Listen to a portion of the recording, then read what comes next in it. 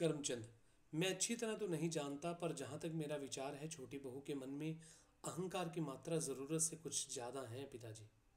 मैंने वह मलमल के थान और रजाई के अबरे लाकर दिए थे ना, और सबने तो रख लिए, पर सुना है कि छोटी बहू को पसंद नहीं आए। अपने मायके घराने को शायद वह इस घराने से बड़ा समझती है और इस घर को घृणा की दृष्टि से देखती है। दादा मूलराज, बेटा करमचंद, बड़प्पन बाहर की वस्तु नहीं, बड़प्पन तो मन का होना चाहिए। और फिर बेटा, घृणा को घृणा से नहीं मिटाया जाता। बहू तभी पृथक होना चाहेगी, बहू तभी अलग होना चाहेगी जब उसे घृणा के बदले ना ही दी जाएगी। लेकिन यदि उसे नफरत के बदले प्रेम मिले, स्नेह मिले, तो उसकी समस्त घृणा धुंधली पड़कर लुप्त हो जाएगी। हुक्का गुड़गुड़ाते हैं। और महानता भी बेटा किसी से मनवाई नहीं जा सकती, अपने व्यवहार से अनुभव कराई जा सकती है।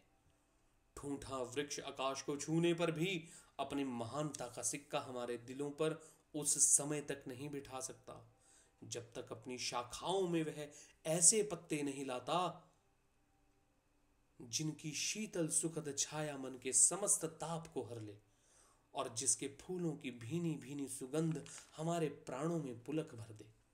भाशी बाहर से, दादाजी, मल्लू और जगदीश ने मेरा वट का पेड़ उखाड़ दिया।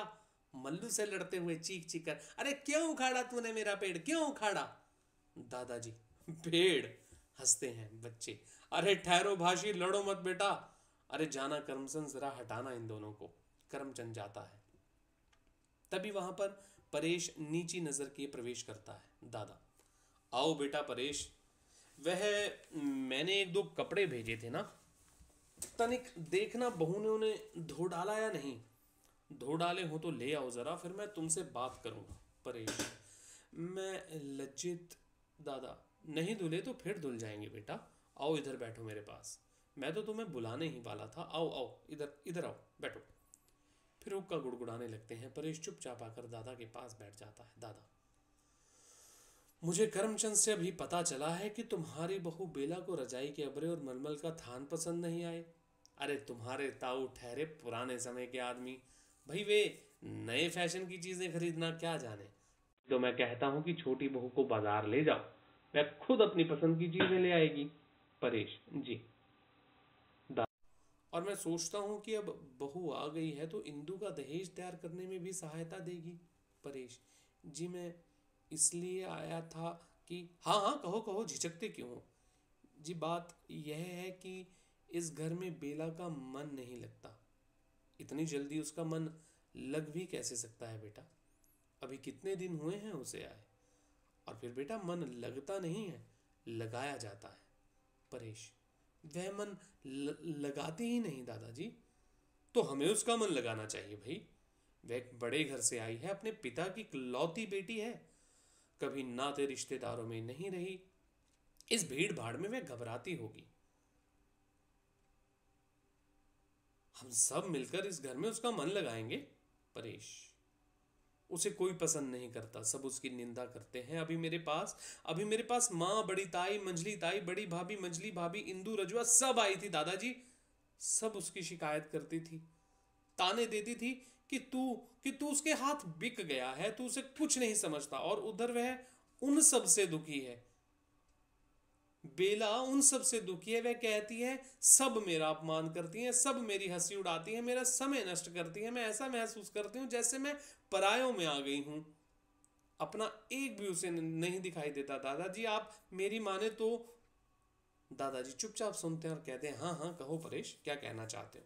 परेश, बात यह है कि वह आजादी चाहती है, दूसरों का अनावश्यक दखल, दूसरों का हस्तक्षेप, दूसरों की आलोचना पसंद नहीं करती। दादाजी हुक्का गुड़गुड़ाते हैं। वह समझती है कि वह छोटी बहू है, इसलिए सब उसकी आलोचना करना, उसे आदेश देना सब अपना कर्तव्य समझते हैं। और वह अपनी पृथक गृहस्थी बसाना चाहती है दादाजी, जहां उसे कोई रोकने वाला ना, वह स्वेच्छापूर्वक अपना जीवन बिता सके। वह चाहती है यदि बाग वाला मकान उसे मिल जाए तो वह सुख और शांति से रहे।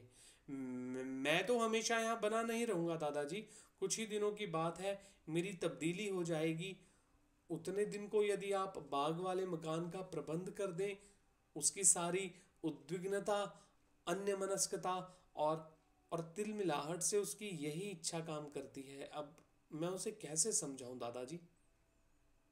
दादाजी खांसते हैं। यूं तो इस झंझट से छुटकारा पाने का सरल उपाय यही है कि तुम्हें बाग वाला मकान दे दिया जाए, पर वह पड़ा भी बेकार है और अभी मैं उससे किसी तरह का काम लेने का इरादा भी नहीं रखता। पर तुम जानते हो बेटा, मेरे जीते जी तो यह असंभव है। मैं जब अपने परिवार का ध्यान करता हूं तो मेरे सामने वट का महान पेड़ घूम जाता है, शाखाओं, पत्तों, फलों, फूलों से भरा पूरा, और फिर मेरी आंखों के सामने इस महान वृक्ष की कलियां टूटने लगती हैं और वह केवल ठूंठ रह जाता है। और मैं कांप उठता हूं, सिहर उठता हूं। बेटा ना, मैं अपने जीते जी यह सब ना होने दूंगा। तुम चिंता ना करो, मैं सबको समझा दूंगा। घर में किसी को तुम्हारी पत्नी का अपमान करने का साहस ना होगा। कोई उसका समय नष्ट ना करेगा।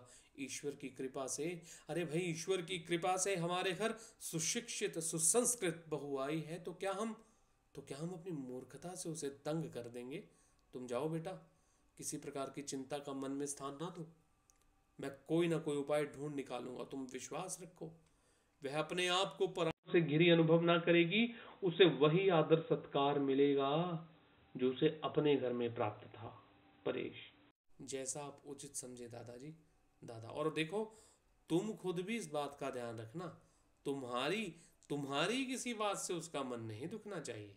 कोई भी ऐसी बात ना करो जिसे वह अपना अपमान समझे। परेश चलने को होता है और तुम उसे साथ ले जाकर नगर से सब चीजें खरीद लाओ। बाकी की, शेष की और किसी चीज की चिंता तुम मत करो। मैं कोई ना कोई रास्ता अवश्य निकाल दूंगा, ठीक है? परेश, जैसी आपकी इच्छा। चला जाता है। दादाजी हुक्का गुड़गुड़ाते हैं, कुछ सोच रहे हैं। ये साक्षी हैं कि दादाजी हुक्का पीने के साथ साथ कुछ विशेष विचार कर रहे हैं। दादाजी जैसे उन्हें अचानक कुछ याद आया हो। रजवा, अरे ओ रजवा, रजवा। रजवा नहीं आती। अरे ओ रजवा, दूर से आवाज आती है। जी आई। दादाजी, छोटी बहू के अलावा सबको मेरे कमरे में भेज दो, कहो कि सब काम छोड़कर मेरे पास आए। रजवा जाने लगती है। और सुनो, कोई ना रहे, सबसे कहना कुछ क्षण के लिए अवश्य आए। रजवा, जी मैं अभी जाकर सबसे कह देती हूँ।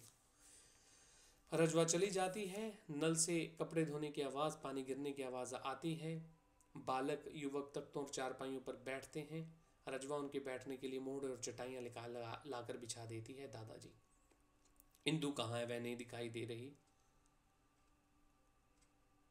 इंदु को आवाज दी जाती है। कपड़े धोने का स्वर जो इस बीच में निरंतर आ रहा था अचानक बंद हो जाता है। इंदु बाहर से, जी आई, मैं नल पर थी दादाजी, कपड़े धोने में लगी थी। दादाजी, बैठो बेटा। मैंने आज तुमको सभी को एक विशेष अभिप्राय, एक विशेष कारण से यहाँ बुलाया है। मुझे यह सुनकर बड़ा दुख हुआ कि छोटी बहू का मन इस घर में नहीं लगता। इंदु, दादाजी। इंदु बेटा, मुझे अपनी बात कह लेने दो। मुझे जानकर बड़ा हुआ कि छोटी बहू का मन यहाँ नहीं लगता। दोष उसका नहीं, दोष हमारा है। वह एक बड़े घर की बेटी है, अत्यधिक बड़े, सबसे आदर पाती है और राज करती आई है। यहाँ वह केवल छोटी बहू है। उसे यहाँ हर एक का आदर करना पड़ता है, हर एक से दबना पड़ता है, हर एक का आदेश मानना पड़ता है। यहाँ उसका व्यक्तित्व दब कर रह गया है। मुझे यह बात पसंद नहीं। बेटा, बड़ा वास्तव में कोई उम्र से या दर्जे से नहीं होता। बड़ा तो बुद्धि से होता है ना, योग्यता से होता है ना। छोटी बहू उम्र में ना सही, अक्ल से हम सबसे निश्चय ही बड़ी है। हमें चाहिए कि उसकी बुद्धि से, उसकी योग्यता से लाभ उठाएं। और मेरी इच्छा यह है कि उसे यहाँ वही आदर सत्कार मिले जो उसे अपने पिता के घर में प्राप्त था। सब उसका कहना माने, उससे परामर्श ले, और मैं प्रसन्न होऊंगा यदि उसका काम भी तुम लोग आपस में बांट लो और उसे पढ़ने लिखने का अधिक अवसर दो।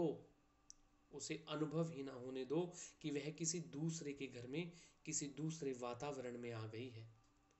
बेटा, यह कुटुंब एक महान वृक्ष है, हम सब इसकी डालियां हैं।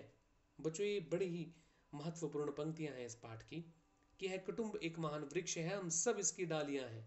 तो यहाँ पर दादाजी जो हैं परिवार के सभी सदस्यों को समझा रहे हैं।